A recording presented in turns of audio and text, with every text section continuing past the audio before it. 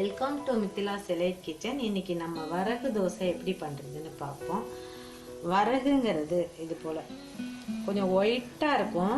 இதே குதிரைவாளின்னா கொஞ்சம் மஞ்சள் நிறமாக இருக்கும். பார்த்தீங்கன்னா இப்போ பொடியாக இது போல் இருக்கும். வரகு அரிசின்னு கிடைக்கும். அது ஒரு கப் எடுத்துக்கிறோம். ஒரு cup idli rice, boiled rice. அப்புறம் ஒரு கப் முழுசாக உளுத்தம்பருப்பு உடைக்காத. இந்த தோலுக்கும் அந்த உளுந்துக்கும் நடுவில் நல்ல சத்தெல்லாம் இருக்குன்றாங்க. அதனால இதை முழுசாக போட்டுக்கிறோம். இது ஒரு கப். இப்போ சும்மா ஒரு டீஸ்பூன் வெந்தயம். இது எல்லாத்தையும் ஒன்றா அலம்பி ஊற வச்சுட்டு அரைச்சிட்டு ஒரு 7-8 மணி நேரம் ஃபெர்மெண்டேஷன் ஆக விட்டுட்டு அப்புறமா தோசை ஊற்றணும்.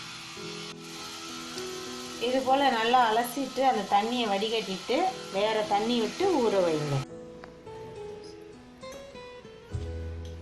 இப்போ வரகு தோசைக்கு நம்ம அரைச்சி வச்சது இப்போ நல்லா ஃபெர்மெண்டேஷன் ஆகிருக்கு. அதை நல்லா கலக்கி வச்சுக்கோங்க.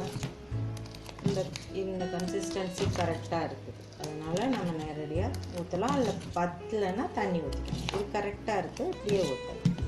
நம்ம தவாவை வச்சு கேஸ் ஆன் பண்ணிவிட்டேன்.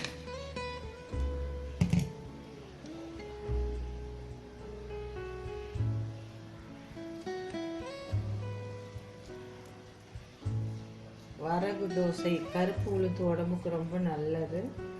அதனால் இந்த கலர் கருப்பு உளுந்து போடுறதுனால கொஞ்சம் டல்லாக இருக்குது. ஹெல்த்துக்கு ரொம்ப நல்லது. வச்சுட்டு நம்ம எடுக்கலாம்.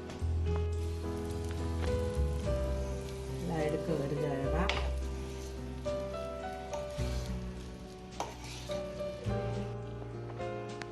இப்போ வரகு தோசை ரெடி. இது கருப்பு உளுந்து சிறுதானியம், அதாவது வரகுங்கிறது சிறுதானியம். அதெல்லாம் ரொம்ப நல்லது உடம்புக்கு. இதை நீங்கள் செஞ்சு பார்த்துட்டு உங்கள் கமெண்ட்ஸை ஷேர் பண்ணுங்கள். பிடிச்சிருந்தால் லைக் பண்ணுங்கள். எங்கள் சேனலை சப்ஸ்கிரைப் பண்ண மறந்துடாதீங்க. தேங்க்யூ ஃபார் வாட்சிங்.